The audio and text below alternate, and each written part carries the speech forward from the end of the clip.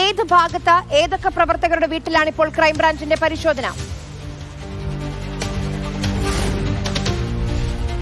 2 വർഷങ്ങൾക്ക് മുൻപ് Thiruvananthapuram museum police register ചെയ്യപ്പെടുകയും പിന്നീട് ക്രൈംബ്രാഞ്ചിന് കൈമാറുകയും ചെയ്ത കേസിന്റെ തുടരന്വേഷണത്തിലാണ് നിർണായക നീക്കവുമായി ക്രൈംബ്രാഞ്ച് സംഘം പത്തനംതിട്ടയിൽ എത്തിയിരിക്കുന്നത്. അടൂർ ഏഴംകുളം ഭാഗത്തെ യൂത്ത് കോൺഗ്രസ് പ്രവർത്തകരും അതോടൊപ്പം തന്നെ രാഹുൽ മാങ്കൂട്ടവുമായി ഏറെക്കാലമായി അടുപ്പം പുലർത്തുകയും ചെയ്യുന്ന പ്രവർത്തകരുടെ വീട്ടിലാണ് 2 സംഘങ്ങളായി തിരിഞ്ഞ് ക്രൈംബ്രാഞ്ച് സംഘം എത്തിയിട്ടുള്ളത്.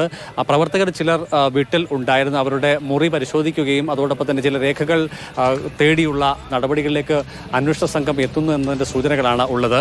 ഈ കേസിൽ പ്രതികളായിട്ടുള്ളവരിൽ 5 പേർ പത്തനംതിട്ട ജില്ലയിൽ നിന്നുള്ളവരും കേസിലെ 1-ാം പ്രതി രാഹുലിൻ്റെ ഏറ്റവും അടുത്ത സുഹൃത്തായിട്ടുള്ള ഫെന്നി നൈനാനാണ്. മറ്റ് 4 പേർ കൂടി ഈ കേസിൽ പത്തനംതിട്ട അടൂർ മേഖലയിൽ നിന്നുള്ള യൂത്ത് കോൺഗ്രസ് പ്രവർത്തകരും അതോടൊപ്പം തന്നെ മറ്റ് ചില പ്രവർത്തകരിൽ ഒരാൾ കാസർഗോഡ് സ്വദേശിയായിട്ടുള്ള ജെയ്സൺ അടക്കമുള്ള ആളുകളാണ്. ജെയ്സൺ ഏറെ കാലങ്ങൾക്ക് മുൻപ് മ്യൂസിയം പോലീസിൽ നേരിട്ടെത്തി കീഴടങ്ങിയ സ്ഥിതിയും ഉണ്ടായിരുന്നു. എന്തായാലും ഈ അന്വേഷണവുമായി ബന്ധപ്പെട്ട ഒരു പ്രധാനപ്പെട്ട നീക്കത്തിലേക്ക് അന്വേഷണ സംഘം എത്തിച്ചേരുന്നു എന്നതിൻ്റെ സൂചനകളാണ് ലഭ്യമാകുന്നത്. പ്രധാനപ്പെട്ട കാരണം രാഹുൽ മാങ്കൂട്ടത്തിനെ ചോദ്യം ചെയ്യുന്നതിന് ഹാജരാകണമെന്ന് ആവശ്യപ്പെട്ടുകൊണ്ട് നോട്ടീസ് നൽകിയിട്ടുണ്ട് എന്നുള്ളതാണ് തിരുവനന്തപുരത്ത് ക്രൈംബ്രാഞ്ചിനെ പ്രതികരിച്ചുകൊണ്ടുള്ള പ്രതികളിൽ നിന്നും നമുക്ക് ലഭ്യമായിട്ടുള്ള വിവരം. അതേസമയം തന്നെ ചോദ്യം ചെയ്യുന്നതിനായി ഹാജരാകുന്നതിന് ഏതെങ്കിലും തരത്തിലുള്ള നോട്ടീസോ വിളികളോ എത്തിയിട്ടില്ല എന്നുള്ളതാണ് രാഹുൽ മാങ്കൂട്ടവുമായി ബന്ധപ്പെട്ട ആളുകളിൽ നിന്നും നമുക്ക് ലഭ്യമാകുന്ന വിവരം. ചുരുക്കത്തിൽ നാളെ ചോദ്യം ചെയ്യാൻ അറിയിപ്പ് നൽകിയെന്ന് ആ വിഷയം തന്നെ മുഖവിലേക്ക് എടുക്കുകയാണെങ്കിൽ രാഹുൽ മാങ്കൂട്ടം നാളെ തിരുവനന്തപുരത്ത് എത്താനുള്ള സാധ്യത തീരെയില്ല.